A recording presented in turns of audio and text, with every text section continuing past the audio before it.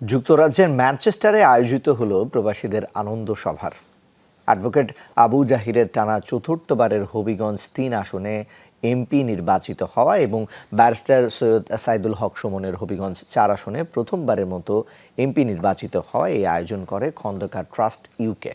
অনুষ্ঠানে সভাপতিত্ব করেন ট্রাস্টের সভাপতি খন্দকার সুফি গাউসুল ইমাম চৌধুরী সুজনের পরিচালনায়। এতে আরও উপস্থিত ছিলেন অ্যাডভোকেট মীর গোলাম মুস্তফা, শামসুদ্দিন আহমেদ, এমবিই সৈয়দ মাহমুদুর রহমান, রুহুল আমিন, রুহেল সহ অন্যান্যরা।